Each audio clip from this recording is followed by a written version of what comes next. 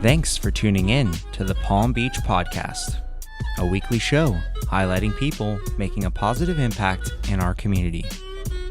With your hosts, sports chiropractor and athletic trainer, Dr. James Spencer, photographer and art director, Mike Jones.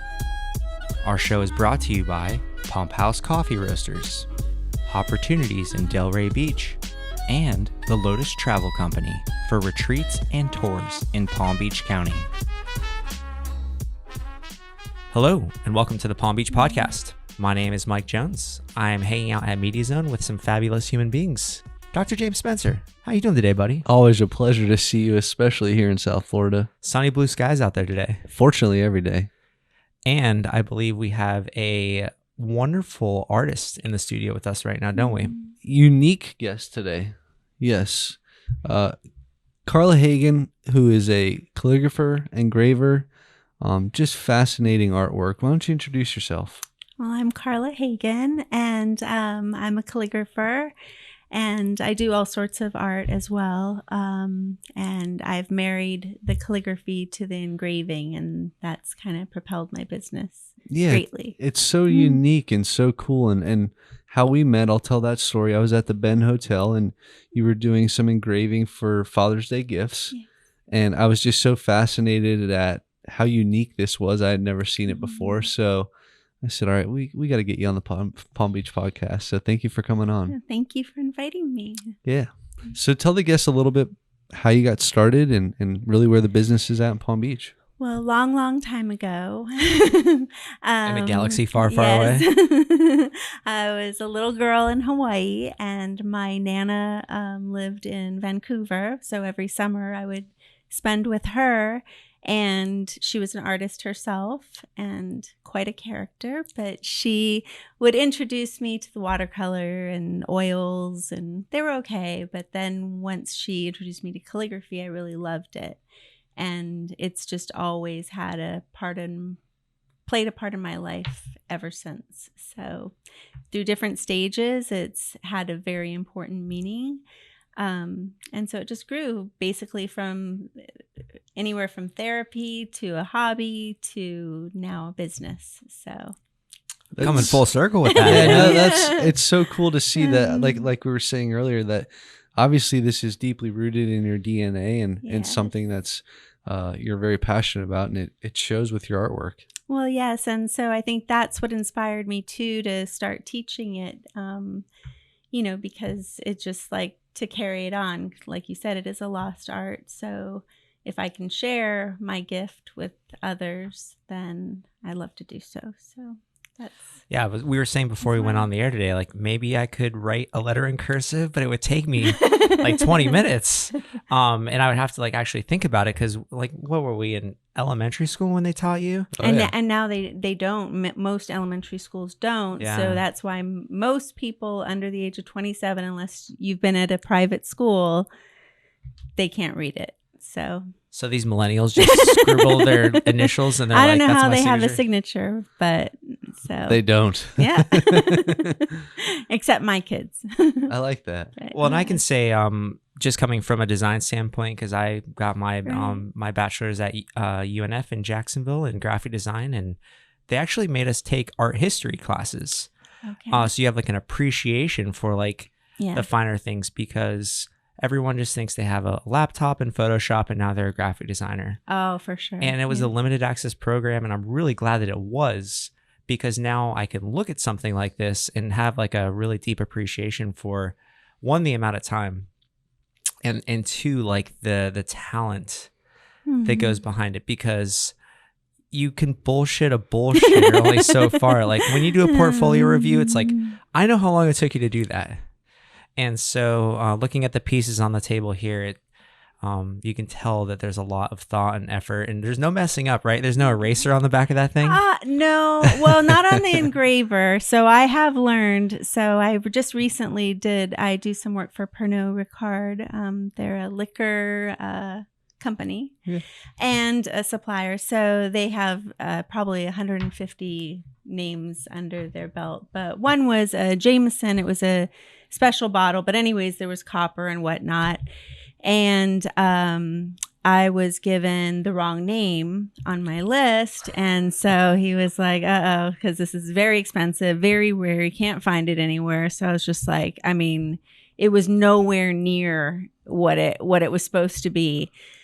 So I was like, well, the only thing I can think of is I can do like some sort of design, kind of like, you know, like a wreath vine on the bottom of it. And then we can place the other writing below it. And he's like, well, go for it, you know? So it looked like it belonged. It was on copper, but it looked great, actually. And he's like, actually, he goes, if I didn't have to pay for more time, I'd have you do it on all of these now. So it came out good. But also, like, if someone comes up and gives me a name and then it's like, oh, it's supposed to be in an E, not an A, then there's always a way you can add a flourish in there to like go through the letter or something. It's like that tattoo, no regrets.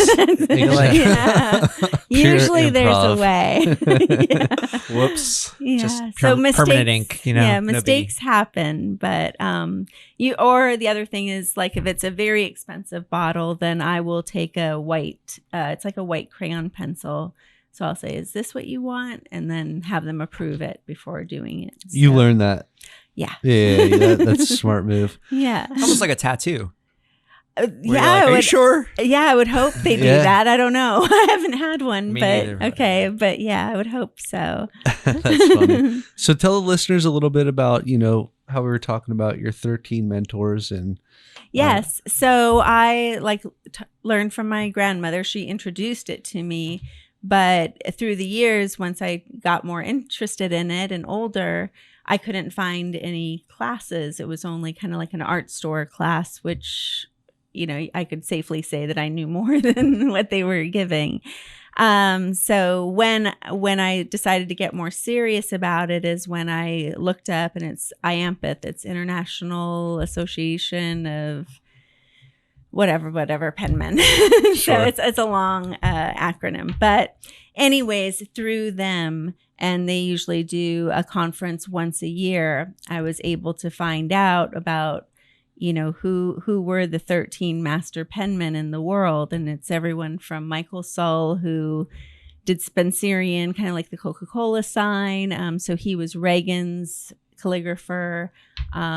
Rick Muffler, who was in the White House for a very long time. Barbara Colazzari, she's in Italy. She's done all the Medici papers over again. So learning from them, I really learned the classics, and I felt it was kind of like music theory. Like, you needed to know what the classic type of calligraphy was, and then put your own fingerprint on it. So that's what I try to tell my students, is to learn the right way and then make it yours. So, yeah, learn the origin. Yes. Well, you gotta know the rules before you can start to bend them or break them, right? Yes.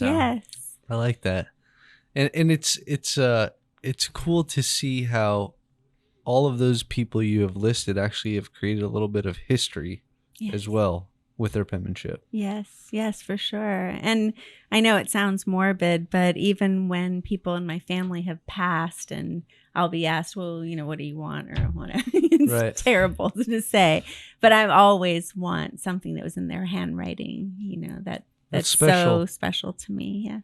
Yeah. Well, and even before we went on, we had talked about how it almost looks machine, like etched in. And that's like such a compliment to you. And I think that's why the live events are probably so successful. Oh, yeah. Is because like you can actually see that it's a human doing that. Because you wouldn't, if I saw that in the store, I'd be like, oh, you know. It's very Laser gratifying to me to do the live events. Like, there was one at Tiffany. I do a lot of work for Tiffany, like I had said. And of course, these jewels are, I'm like, what? That's for Valentine's Day. It's like $23,000. And this gentleman had come up and I'd written out a note. And sometimes I'll be like, well, what do you want to say? Or do you need me to help you? Or, you know, these guys are like stumped, but have a ton of money. And so he got the letter, he got the card, got the gift. And then I was doing my job, and it was towards the end of the day. And I just had a ton of people in front of me and, you know, waiting. And I see him, and he's with his wife, and you could tell she's been crying. and they're waiting in line, and I'm like, oh my gosh, I wrote something wrong. What did I do wrong? I'm like, you know, like internalizing it. And then she comes up and she's just crying. And she was like, this means so much to me. I never got a note from my husband before, and it was more meaningful than the gift itself. And I was just like, oh my gosh, that's you know, so nice. Really yeah, cool. it's really, really cool. Yeah. So things like that have been really sweet. And then you do see the awe, like, of children even, and because no one sees anyone write anymore. So, you know, when they come up and they see me, they're just, we kind of say the porn of it all too. I love it. You know? So, yeah. And tell the listeners about how you got started doing the live stuff in person, and then also the teaching online. Yeah. So the live, I was doing the calligraphy, and then a friend of one of my mentors was doing the engraving in DC.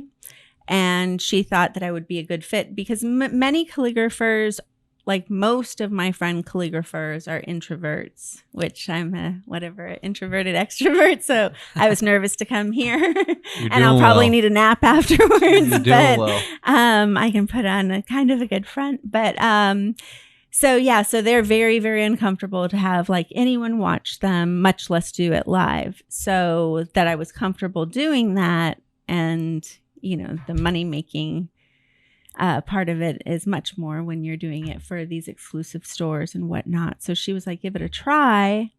And I started with a huge machine. It was, we called it, my friends would joke that it was a ride-on. And it had a compressor. It was loud. It was hot. It went almost, 100 times the speed of this one. Wow. And I had some major problems with it, overheating and embarrassments, but I was money hungry and I wanted to make it work.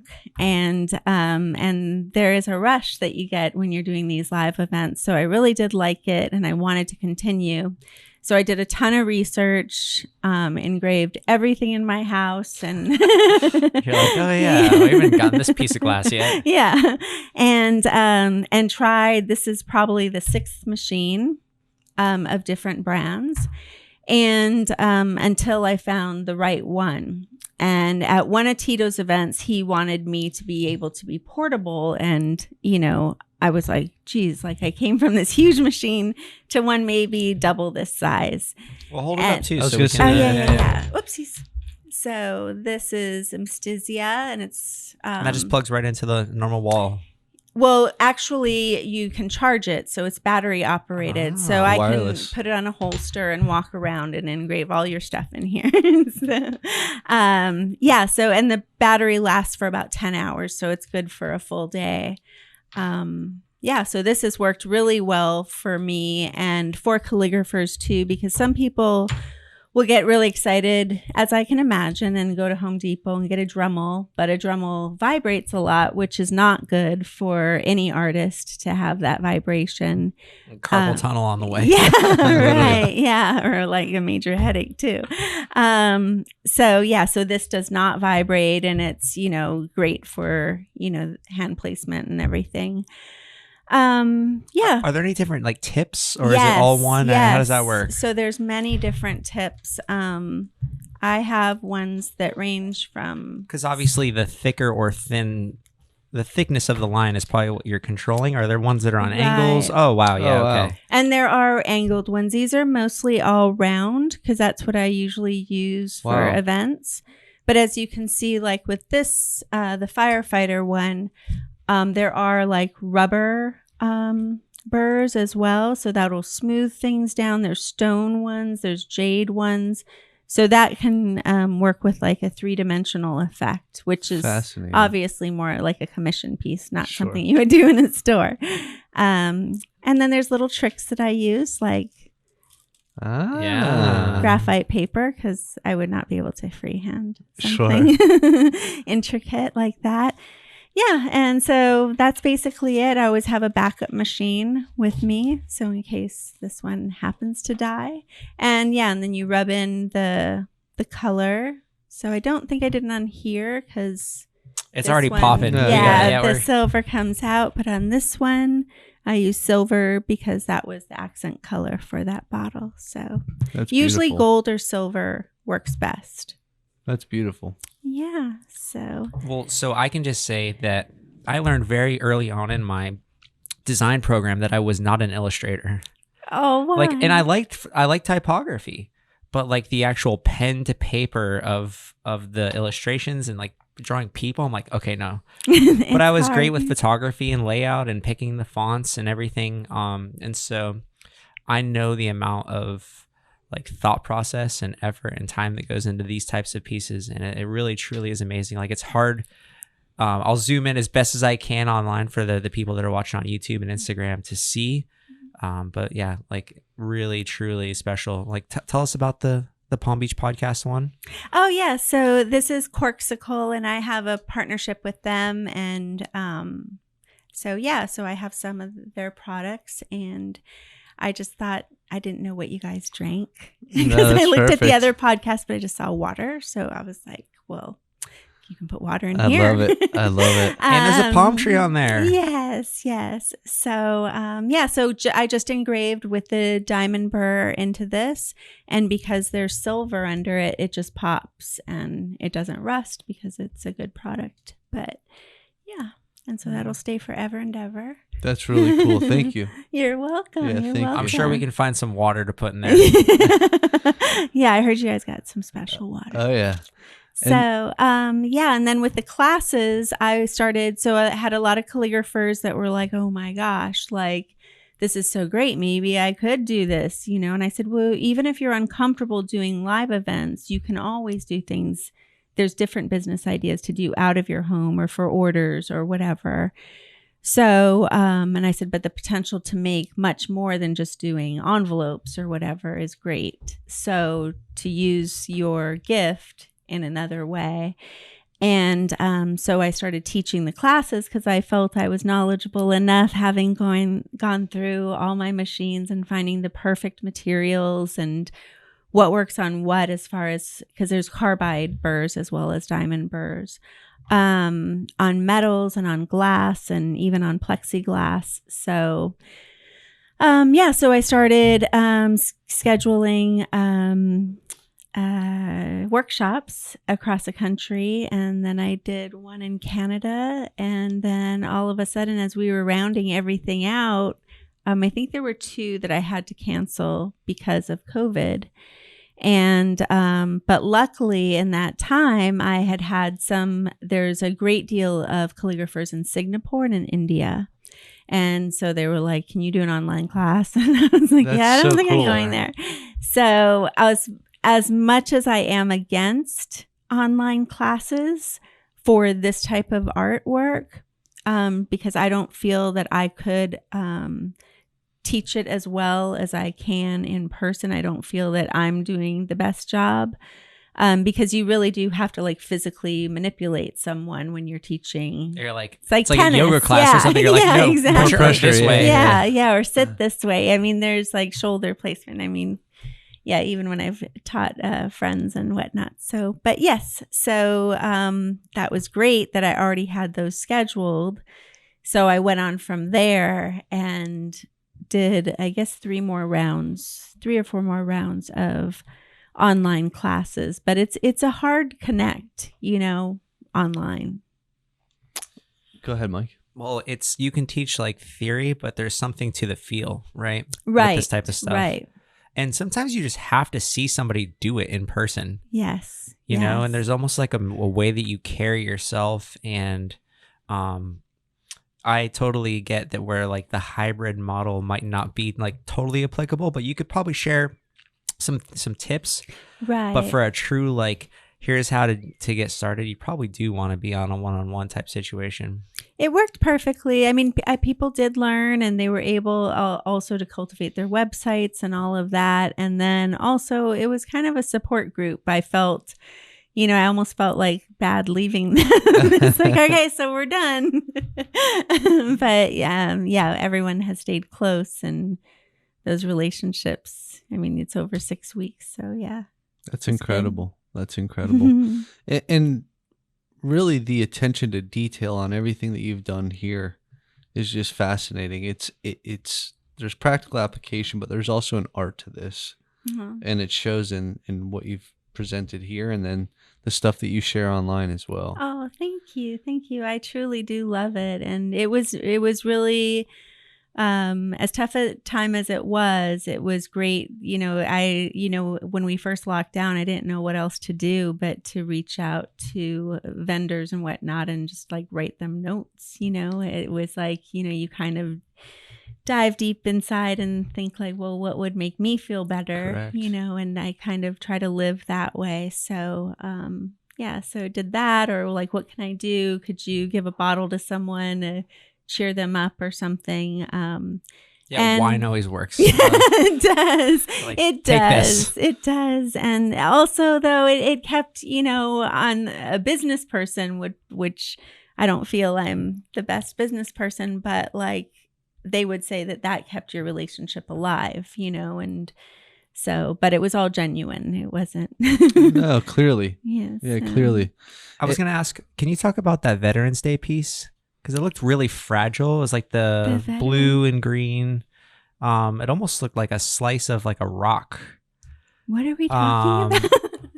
You wrote like a special note about the brave and free. Oh my gosh, yes. Okay, that's an agate. But I don't know how you didn't like break that while you were doing it. And I'll put a picture of it up on the screen too. So agate is a geode, obviously, and so it's it's very hard. So it's harder than glass or almost anything I've ever tried to engrave. But what you saw was that was calligraphy on there. So that became very popular probably about 8 years ago. So I also taught a class called Writing on Weird Shit. And so I'm the calligrapher that's known, and the planners I think they would just try to like get on my nerves by like, here's a piece of driftwood, try this. And then I'm going to do it. And so, sure. And then I'd get it. So it was kind of like, what was the weirdest thing they could possibly give me? Like, really, you want this trash piece of wood at a wedding? But so it was that, and leaves are a big thing. So agates, they're beautiful. And so Rab Labs, which is out of New York City, and she's in Saks, and so they're beautiful pieces of agate, and she electroplates them with sterling silver or 24 karat gold on the edges. So they're just phenomenal. So she had approached me because a bride had wanted those as escort cards for a wedding in Viceroy, Mexico. It's some fancy resort. Anyway, so I was like, sure, yeah. And then she was like, and then we can have a thing, and and so I was like, okay, great. And I got them, and I couldn't believe how gorgeous they were. So, I mean, they look like they're diamonds in the middle, and it's so beautiful. And then, of course, all the photos were gorgeous. So I have a partnership with her. In the meantime, it's been kind of fun because as a creator, we're all inspired by people. So I try not to take offense to it. But it's just interesting because whenever I've been given a challenge, I will Google it and see if there's anything out there. And when there's nothing, I'm like, well, I'm the first one doing it. That's so cool. And then, of course, as soon as you put it on sweet little Instagram, then there's a million of them, which is fine. Trailblazing out here. Yeah. So the agate thing, I'm not saying I'm the first person, but so it just was like enough with the agates. But really beautifully done. They do look beautiful, and they add fragile, so right? much color. Like they were was it harder than glass to do the engraving, or? Well, I didn't engrave those. I have engraved some agates since then. So that was actually just that was writing on it, and then I do have some that are engraved. Okay, so gotcha. when I do so I use an acrylic paint, which works best. So it's almost like glue on there. Yeah. So even if it rains at the breakers or whatever, it's Doesn't not matter. coming off. Yeah. But you can wipe it off easy or use a razor blade if I make a mistake. So that's where I can fix things a lot easier than on paper or glass. But yeah, they come out beautifully. And then when I've tried to engrave it, so when you do the calligraphy on it, it's raised. And then when you do the engraving, of course, it's inside. Yeah. So it's a different look completely. A lot of the photographers prefer it raised because it photographs better. So like on the agates and the champagne bottles, I've used those as escort cards for those bougies. Yeah. But You just did some embossing or debossing. What are we embossed? Yes, Your embossed. seals? Yes. Yeah, so it's a raised situation on the certificate stickers for. ooh, Yeah, it's cool. for what Did you get 'em? certificates? Not yet. No, Okay. for your for my balance workshops. oh, okay, yeah. So cool. Well, maybe you need names written pretty on them. Clearly. Actually, it's funny you say that. It's funny you say that. Yeah. So I do everything from wedding vows to did a lot of those over COVID. I think guys were like, it's a paper gift the first year It's we're cool. doing that. So to watercolor maps and all kinds of stuff. So how can somebody get a hold of you if they either wanted a custom piece or a situation like that? My website, which is carlahagandesigns.com. Okay. Or Instagram is big because that'll always show kind of up. I try to keep it up to date of, what I'm doing or where I am. And some people that will try to get engravings from me, sometimes it's better to come to the event that I'm actually doing because then it's free. So Awesome. Well, free to somebody. paid for Yeah, I it. was gonna say that. Yeah, true. That's true. Well, thank you so much for coming on Thank you the for having podcast. And anybody you want to give a shout out or a thanks to?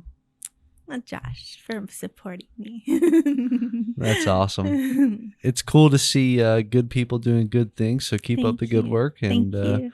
thanks for coming on the show. Thank you so much for having me. Cheers. Cheers. You. Thank you for listening to this week's episode of the Palm Beach Podcast. Our show is brought to you by Pumphouse Coffee Roasters, Hopportunities in Delray Beach, and the Lotus Travel Company for retreats and tours in Palm Beach County.